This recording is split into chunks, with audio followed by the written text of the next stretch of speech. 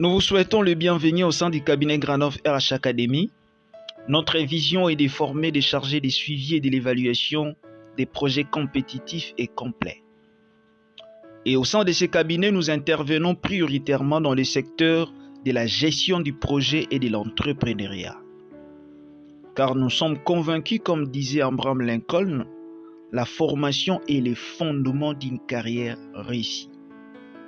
Et pour vous aider à renforcer vos capacités professionnelles et pour d'autres personnes à faire ce qu'on appelle la reconversion professionnelle, nous organisons une série de formations sur le suivi et l'évaluation de projets.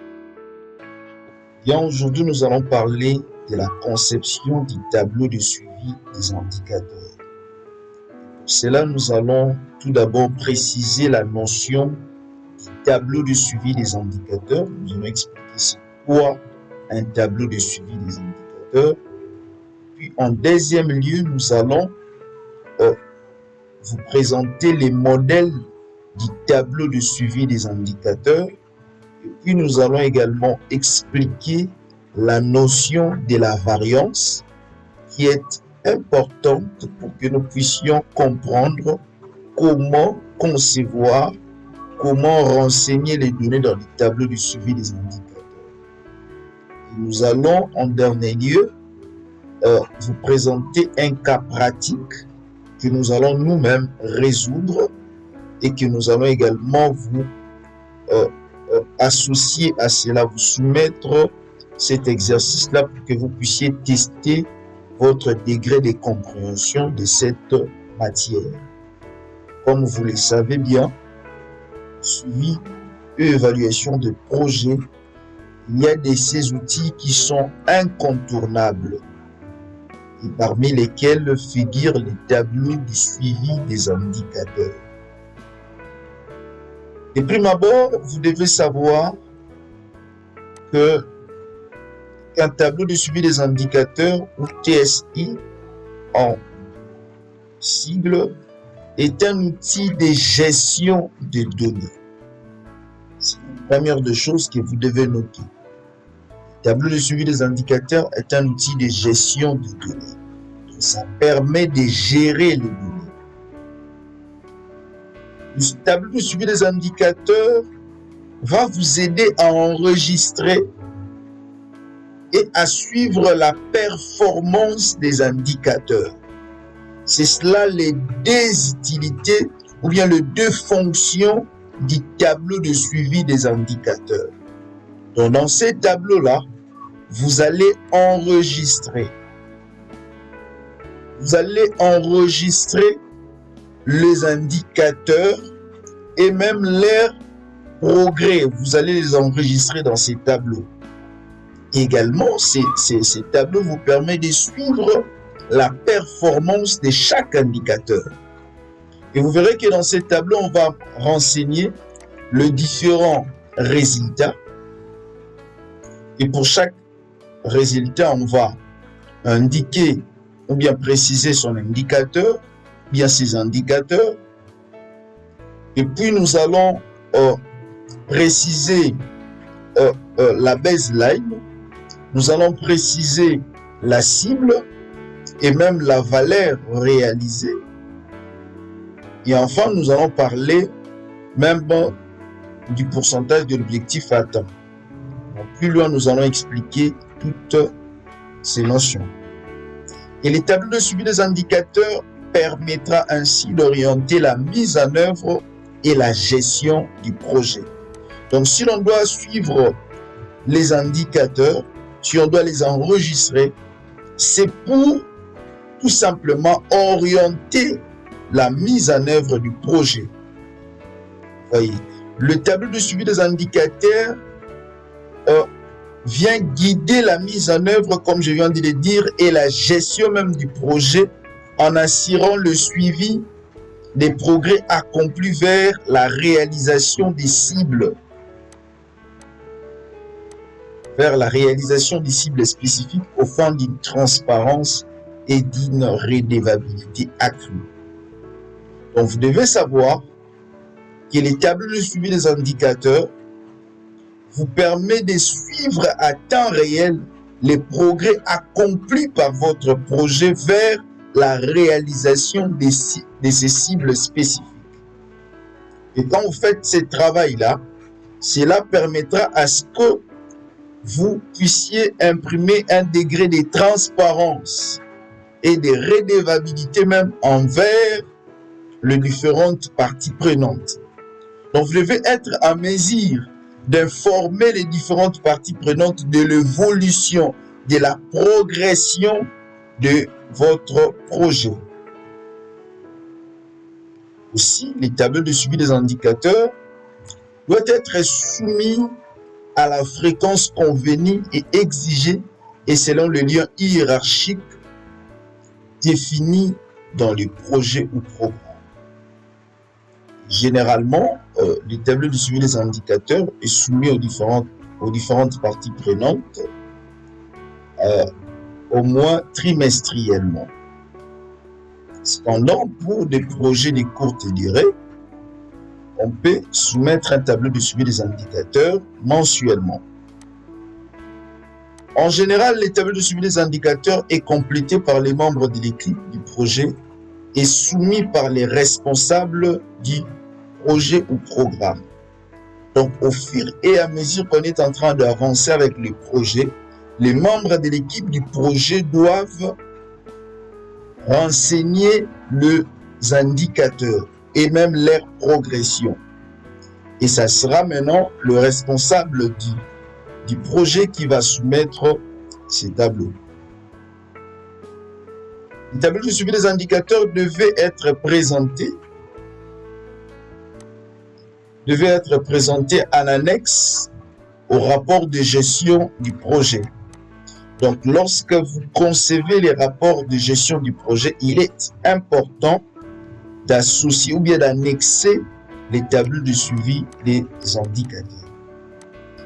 Les tableaux de suivi des indicateurs, comme nous allons le voir, peut utiliser de faits de signalisation pour mettre en évidence le progrès réalisé ou l'absence de progrès.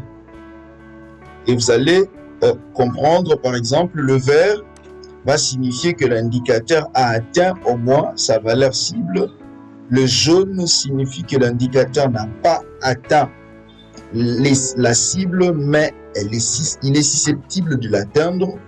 Le rouge signifie que l'indicateur est hors cible et ne pourra probablement pas l'atteindre.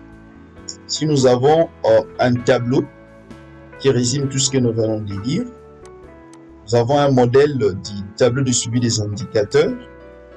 Et dans ces tableaux, vous voyez les indicateurs qui sont renseignés ici. Nous avons la valeur cible. Vous voyez, nous avons la valeur réelle. Nous avons le pourcentage de la cible. Nous avons le commentaire, explication des écarts. Les indicateurs, comme vous le savez bien, ce sont des unités de mesure qui vous permettent de suivre la progression de votre projet, de mesurer même le degré de l'atteinte des objectifs fixés dans le cadre de votre projet. Alors, dans un indicateur, nous avons deux choses. Nous avons la valeur cible et nous avons la valeur réelle. La valeur cible, c'est ce à quoi nous voulons aboutir, en fait. Exemple, dans ces projets, nous voulons à ce que le nombre de bénéficiaires de ces projets soit s'élève à 2000. Maintenant, la valeur réelle, c'est que après avoir exécuté les projets, vous êtes rendu compte que ceux qui ont bénéficié de ces projets ont été au nombre de 2100.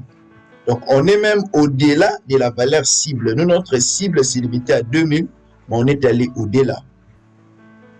Et quand on a calculé le pourcentage de la cible, on a eu un pourcentage positif, donc plus de 5% d'écart. Notre variance est positive. Par Par exemple, ici, nombre de moustiquaires distribués. On visait distribuer 100 moustiquaires et malheureusement, on n'a distribué aucun moustiquaire.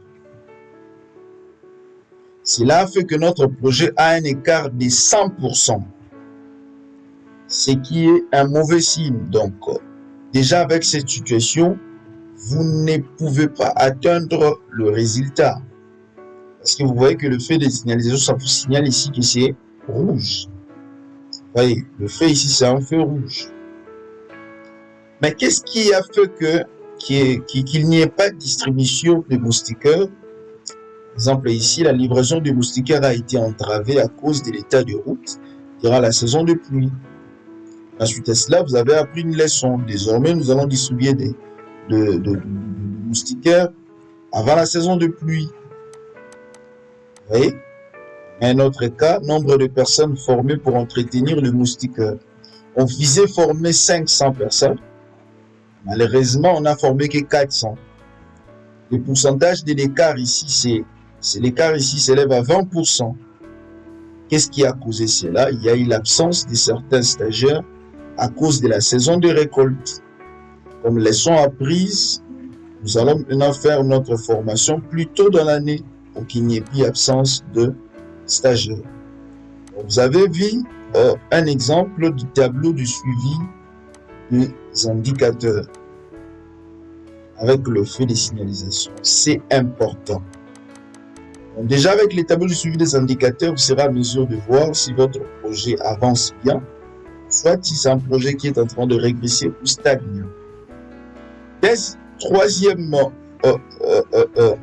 point, nous allons parler de la variance. C'est quoi la variance? La variance ou l'écart, c'est la différence entre les cibles définies et les résultats réels de l'indicateur. Donc, pour trouver la variance, il faut soustraire, vous voyez, le résultat réel des cibles définies. Non, plutôt il faut soustraire le résultat réel des cibles définies. La variance, c'est le pourcentage de l'objectif atteint, les réels par rapport à la cible. Maintenant, pour concilier ces théories à la pratique, nous avons prévu un exercice pratique. Cet exercice, nous vous proposons un projet. Le projet s'intitule « Projet santé maternelle et infantile ». Ce projet est exécuté en République démocratique du Congo. Et comme province ciblée, nous avons la zone de santé de Djili, Umbu, Tsele, Selembao, Makala. Comme partenaire étatique, nous avons la division provinciale de la santé. La durée du projet, c'est un projet qui doit durer 5 ans, de 2017 à 2021. Parmi les groupes cibles, ces projets ciblent le personnel de santé. Ces projets ciblent deuxièmement le personnel dédié à la promotion de la santé. Ces projets ciblent troisièmement les enfants de moins de 5 ans. Vous allez revenir. Ce projet va cibler aussi les femmes enceintes. Cinquièmement, ce projet a pour cible les personnes vivant avec handicap. Parlons maintenant du nombre de bénéficiaires de ces projets. Nous avons des bénéficiaires directs, mais aussi des bénéficiaires indirects. Parmi les bénéficiaires directs, nous avons 17 944 personnes, soit 1000 hommes et 16 944 femmes. Et dans ces 16 944 femmes, nous visons spécialement les femmes enceintes. Donc 15 944 femmes enceintes qui seront servies dans ces projets. Deuxièmement, 40 prestataires du soin, dont les médecins, les infirmières, les accouchés, les infirmières des consultations prénatales et post-natales. Population totale. La population totale s'élève à 159 442. Et parmi les bénéficiaires indirects de ces projets, nous avons 30 294 enfants de moins de 5 ans. Et les problèmes principaux que ces projets est en train de résoudre, c'est l'accroissement du taux de mortalité de la femme et de l'enfant. Donc, on s'était rendu compte qu'il y avait accroissement du taux de mortalité dont les enfants et les femmes mouraient beaucoup. Et ces projets destinés à répondre à cela, à résoudre ces problèmes. Rappelez-vous, nous avions dit qu'un projet est une solution à un problème identifié au sein d'une communauté. Raison pour laquelle ces projets s'intitulent santé maternelle et infantile. Maintenant, nous allons voir d'autres informations liées à ces projets qui vont nous permettre de bien travailler. Nous avons par exemple les différents résultats. Nous avons les réalisations. Comme réalisation, intégrer la prévention, la détection et la prise en charge des déficiences liées à la SMNI pour la mère et pour l'enfant de 0 à 5 ans dans les soins de santé existants. Et cet objectif ou ces résultats a des indicateurs. Premier indicateur, indicateur 1, pourcentage de femmes bénéficiant d'une CPN1. Donc, vous mesurez si cet indicateur, si ces résultats ici c'est accompli. On a comme indicateur, comme unité de mesure, le pourcentage de femmes qui bénéficient d'une consultation prénatale 1. Maintenant, ici, on nous informe que la baseline c'est la situation au départ. Vous voyez, la situation de référence. Donc, la situation qu'on a trouvée. Avant qu'on ne commence le projet, la situation était comment? Dans cette image-là de la situation qu'on veut améliorer maintenant. Comme baseline, on dit qu'il n'y avait que 75% de femmes qui bénéficiaient de la consultation prénatale. Maintenant, dans notre projet, on veut ramener ces pourcentages à 88%. Donc, on veut qu'au terme de notre projet, qu'on ait maintenant 88% de femmes qui vont bénéficier de la consultation prénatale. Deuxième indicateur, pourcentage des enfants ayant une déficience référée vers une structure de prise en charge. Baseline, lorsqu'on a lancé ce projet en 2017, il n'y avait que 45% d'enfants qui ayant une déficience qui était référée vers une structure de prise en charge. Maintenant, on veut que, après 5 ans, au terme de notre projet, qu'on puisse quitter des 45 à 55%. Comme produit, avec les communautés des zones de santé de Bumbu, Selembao et de Njili mettent en place des actions inclusives de prévention et de détection des déficiences. Premier indicateur, ici on a des indicateurs. Premier indicateur, pourcentage de la population totale qui connaît les 3 signes de danger chez la femme. Baseline, quand on a lancé ces projets, il n'y avait que 66%.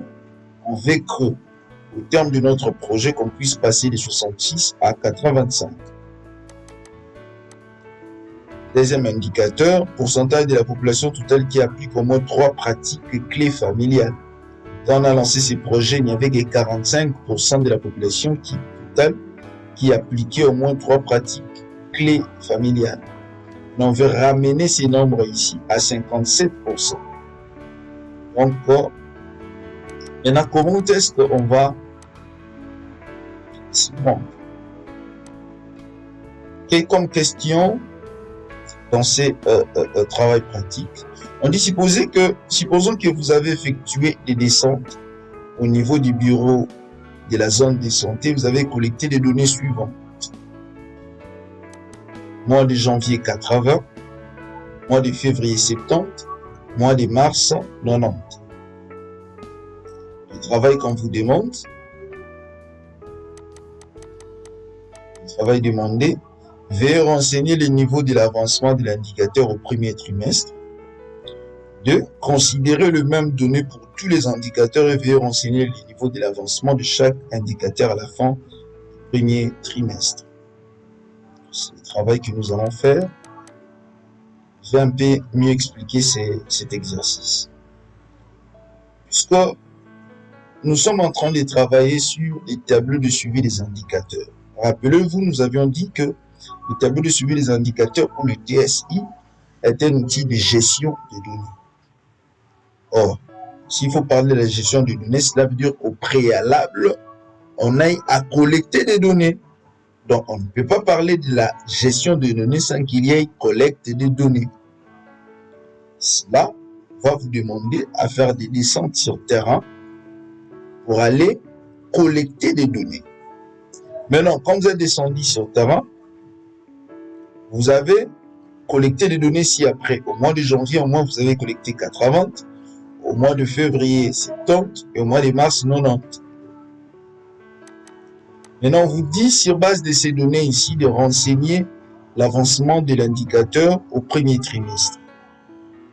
Nous savons que dans une année, on a 4 trimestres. Et un trimestre a 3 mois. Avance. Maintenant, on passe à la résolution. Nous allons travailler pour les réalisations et pour le produit. Ça sera pour vous un exercice pratique ou un devoir qu'on va vous soumettre. Résolution.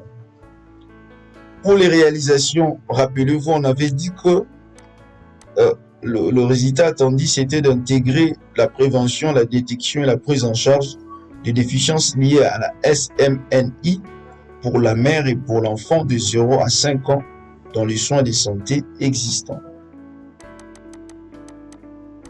Comme indicateur 1, on avait dit, c'était pourcentage des femmes bénéficiaires d'une CPN1. Maintenant, notez ces éléments. La baseline ici, la situation au départ, c'était que seuls 75% des femmes bénéficiaient de la consultation prénatale. Maintenant, on veut que, au terme de nos 5 années, au terme de la durée de ces projets, on veut passer de 75% à 88%. Et pour la première année, donc de 2017 à 2018, on voulait passer de 75 à 78%. C'était la cible pour la première année. Et pour le premier trimestre de la première année, on a comme cible, on veut au moins réaliser 76%. Donc on veut au moins passer de 75 à 76 pour le premier trimestre de la première année. Ne confondez pas. Alors que pour la première année, on veut passer de 75 à 78. Pour toute la durée du projet, on veut passer de 75 à 88%.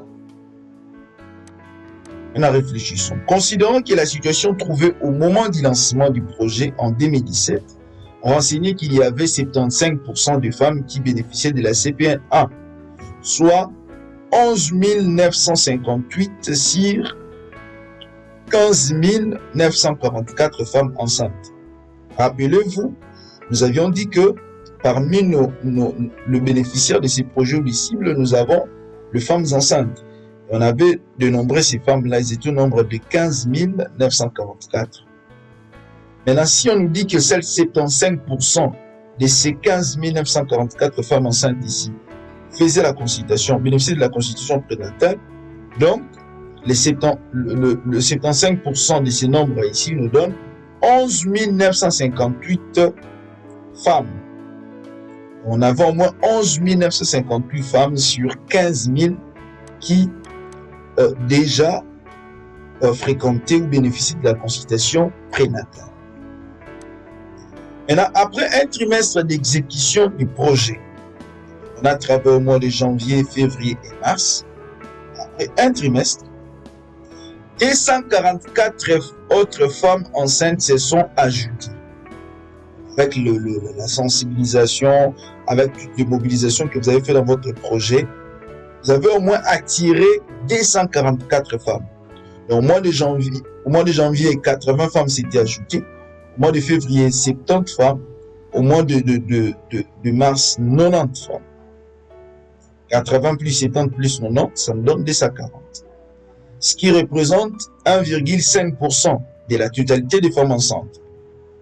Comment est-ce qu'on a trouvé ce nombre-là? Si vous prenez 240 fois 100 sur 15 944. Donc, on aura 75%. Rappelez-vous, 75 ici, c'est la baseline. Plus le 1,5.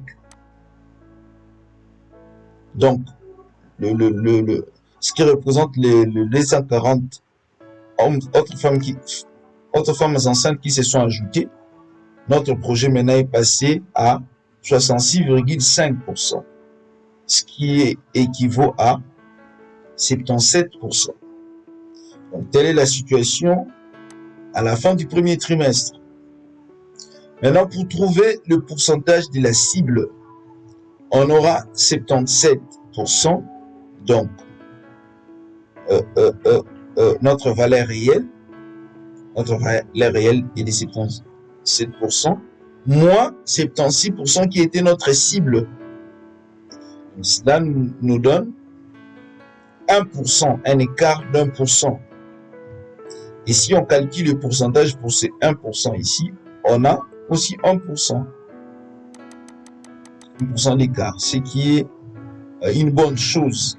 Pour rappel, vous devez savoir que si cet écart est positif, le projet évolue bien.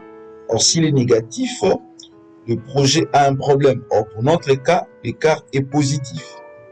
Donc, on est allé même au-delà de ce à quoi on s'attendait. Donc, au premier trimestre, ce projet est passé de 75 à 77. Et il dépasse même sa cible de 1%, ce qui prouve que ce projet avance très bien. Deuxième indicateur.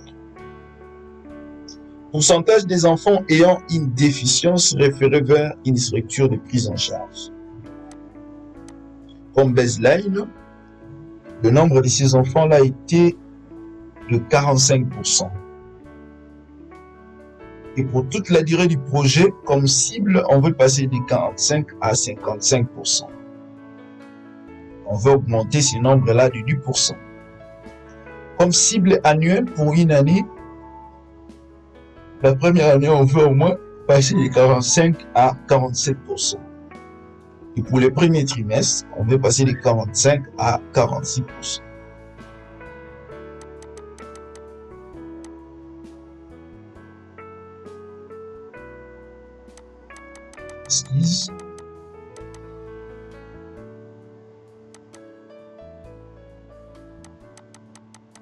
Et maintenant,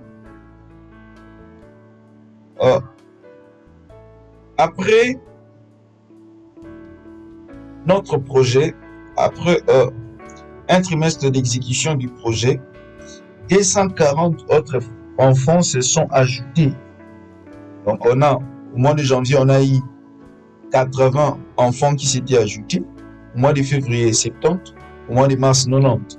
Si on additionne le tout, ça donne 240. Donc, les 240 qui représentent 1% de la totalité des enfants ciblés dans ces projets. Dans ce projet, on avait ciblé 30 294 enfants. Donc, les 240 ici représentent seulement 1% de ces nombres ici. Nous, on aura, si on prend la baseline qui est de 45%, on ajoute le 1% ici. Donc, on a 46%. Quelle est la situation à la fin du premier trimestre? Dans la fin du premier trimestre, au moment où on a fait un pas, on est passé de 45 à 46. Donc, pour trouver le pourcentage de la cible, on va faire quel exemple? On va faire quoi? On aura 46% qui est notre valeur réelle. On va enlever dans la cible. Donc, on a notre cible ici, 46%, moins la valeur réelle, ça donne 0%. Donc, on calcule le pourcentage, ça nous renvoie toujours à 0%. Donc, comme conclusion, au premier trimestre, ce projet est passé de 45 à 46%. Même l'écart entre sa cible et les valeurs atteintes est de 0%. Ce qui prouve que ce projet avance aussi très bien. Maintenant, après avoir fait tout cela, après cette étape, vous allez maintenant compléter les tableaux de suivi des indicateurs en annexe. Vous remercions de nous avoir suivis jusqu'à la fin de cette formation. Nous allons maintenant commencer à remplir les tableaux de suivi des indicateurs.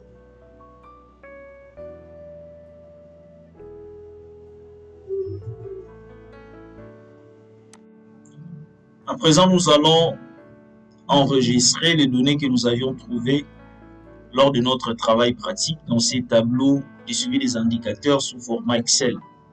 D'ailleurs, je vous conseillerais de toujours les faire sous format Excel, c'est très pratique. Vous avez même la possibilité d'intégrer ou bien d'insérer des formules pour être beaucoup plus pratique. Et au niveau du tableau de suivi des indicateurs, nous avons quasiment deux parties. On a une partie, on a une en-tête. Au niveau de l'en-tête, vous allez mentionner entre autres la dénomination du projet, les responsables du projet, c'est-à-dire la personne qui s'occupe de ces projets-là. Vous mentionnez le numéro d'identification du projet, c'est Eliana. Vous mentionnez les lieux du projet. Vous mentionnez le domaine du projet, la date de débit et la date de fin du projet. Mentionnez la période considérée par votre projet, etc., etc. Et après cela, vous avez le champ pour mentionner le résultat que vous allez mesurer et le résultat que vous allez suivre dans ces tableaux. Vous allez également mentionner les indicateurs, les différents indicateurs se rapportant à ces différents résultats. Rappelez-vous que nous avons pratiquement 3 niveaux d'indicateurs. Nous avons les indicateurs d'impact, nous avons les indicateurs de réalisation, et nous avons aussi les indicateurs de produit. Donc, pour chaque type de résultat correspond à un niveau d'indicateur donné. Et après cette colonne, nous avons une autre colonne intitulée « Données de référence du projet ». Ici, vous devez indiquer la situation initiale. Comment est-ce que la situation s'est présentée au moment où vous étiez sur le point de lancer votre projet? Quelle était la situation du départ? Comment est-ce que vous aviez trouvé la communauté en question? Vous voyez. Donc, ce que vous avez trouvé, en langage technique, on parle de baseline. Cette situation-là doit être renseignée parce que c'est sur base de c'est à partir de ces points de repère que maintenant vous allez faire vos projections. Vous voyez, c'est à partir de ces points de repère-là que vous allez maintenant vous fixer des objectifs à atteindre. Vous voyez, au niveau des données de référence, nous allons mettre la date à partir de laquelle on a identifié cette situation-là de référence. On va mettre la valeur. Nous avons la cible pour la durée du projet. Donc, pour toute la durée de votre projet, quelle est votre cible? Vous voulez arriver à quel niveau? Voyez, nous avons le valeur réelle pour la durée du projet. Le valeur réelle pour la durée du projet, c'est ce que vous avez exécuté comme rendu ou bien comme travail lors de votre projet, lors de la mise en œuvre de votre projet. Voyez, nous avons le pourcentage de la cible pour la durée du projet. Donc, pendant toute la durée du projet, dans les cas sous examen, c'est un projet qui doit durer 5 ans. Maintenant, pendant ces 5 années, quel est le pourcentage de la cible pour la durée du projet? Nous l'avions expliqué quand nous étions en train de travailler sur notre travail pratique. Par exemple, vous avez encore la cible annuelle. Donc, vous avez la cible pour toute la durée du projet. Vous avez aussi la cible annuelle. Par exemple, ce projet, c'est un projet qui doit durer 5 ans. Ça, c'est les cibles pour tous les 5 années. Et ça, c'est la cible annuelle. Ça ne concerne qu'une seule année. Et pour la cible annuelle, vous avez l'atteinte à ces jours. Donc, ce que vous avez réalisé au moment où vous êtes en train de concevoir ces tableaux de suivi des indicateurs. Vous avez le pourcentage de la cible annuelle. Vous avez fixé une cible. Maintenant, la cible est là. Vous avez atteint combien de pourcents? Voyez, nous allons y revenir. Vous avez les différents trimestres. Parce que, rappelez-vous, c'est un projet de 5 ans. 5 ans, donc on a 5 années. Une année contient 4 trimestres. Un trimestre contient 3 mois. Donc c'est vraiment ça la logique. Nous allons les présenter pour la première année. Maintenant, le premier trimestre. Pour le premier trimestre, nous devons voir aussi la cible pour ces trimestres ici. La valeur réelle, donc ce que vous avez exécuté dans ces projets lors de ces premiers trimestres. Nous avons la cible, le pourcentage de la cible pour le deuxième trimestre mêmement, troisième trimestre et aussi pour le quatrième trimestre. Maintenant, nous rentrons dans notre exercice. Les résultats que nous étions en train de suivre, c'était la réalisation.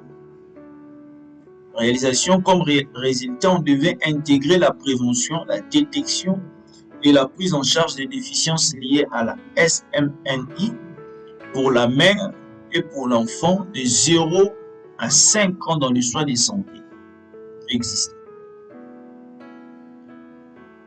Et là, nous avions des indicateurs. L'indicateur 1, pourcentage des femmes bénéficiant d'une consultation prénatale 1, CPN 1.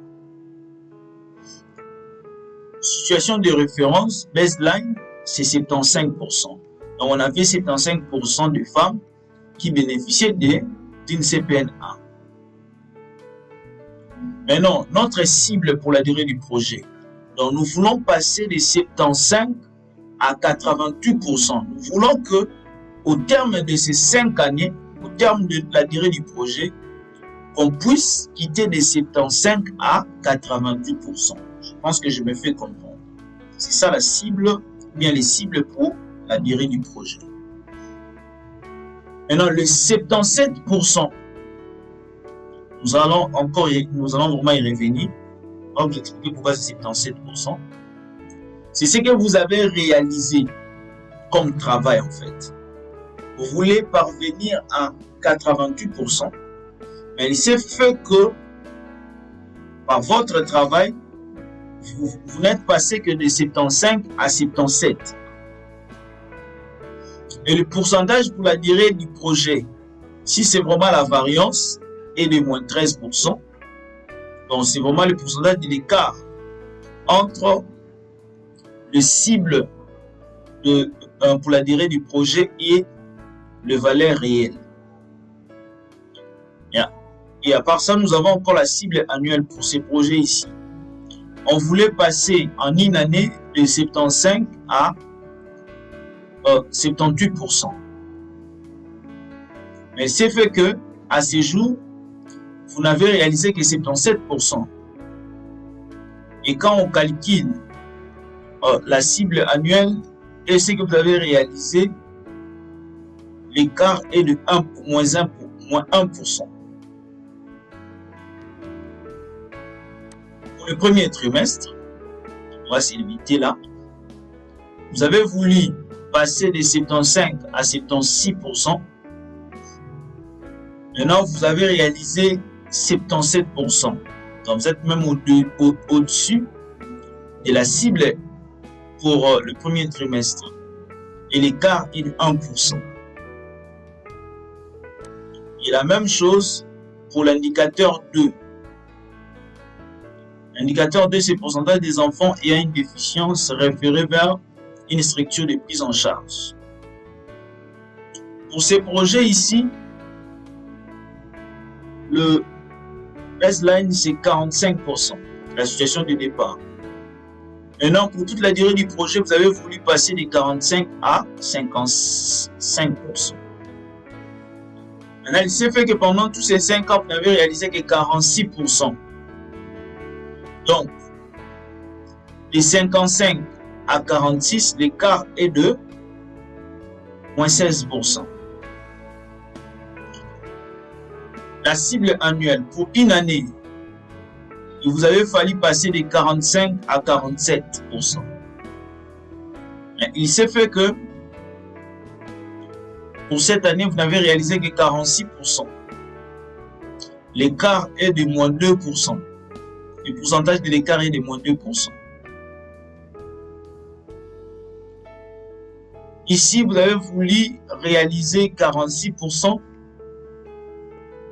Vous avez voulu passer de 45% à 46%.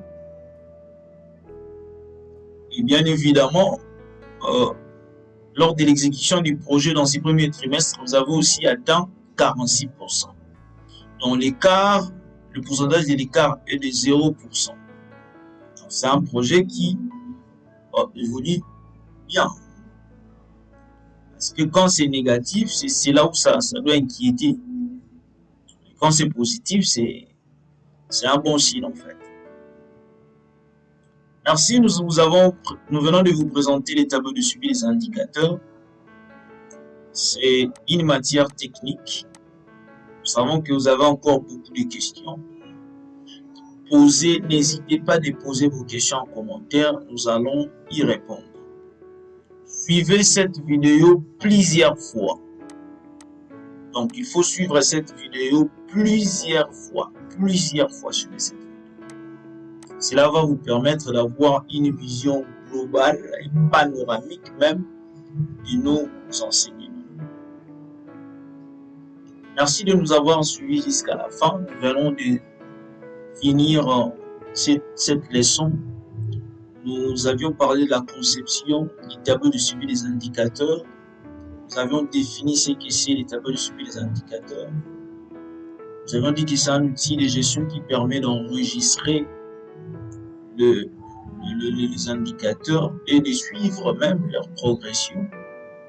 Nous avions présenté son utilité. Nous avions également parlé de la fréquence de l'établissement du tableau de suivi de la soumission du tableau de suivi des indicateurs aux parties prenantes. La fréquence, généralement, c'est trimestriel, mais elle peut aussi se faire mensuellement. Et nous avons présenté un modèle du tableau de suivi des indicateurs. Nous avons également parlé de la variance. La variance, c'est l'écart. Nous avons parlé de la variance. Et nous avions résolu un travail pratique, ce qui nous a conduit à la présentation des données ou bien à l'enregistrement des données dans notre tableau Excel. Vous nous avez suivi jusqu'à la fin. Nous vous encourageons de bien vouloir vous abonner. Faites un pouce et abonnez-vous. Partagez les liens à vos collègues. Partagez les liens. Pour être nombreux dans cette chaîne, vous allez apprendre beaucoup de choses. Vous allez renforcer vos capacités et vous ne serez pas déçus. Tout ce qu'il faudrait obtenir, ces outils, les différents outils. Prière de nous écrire dans le numéro renseigné dans la description. Là, vous avez toutes nos coordonnées. Vous pouvez nous joindre pour que vous puissiez avoir accès à ces outils. Nous vous disons merci de nous avoir suivis. À la prochaine.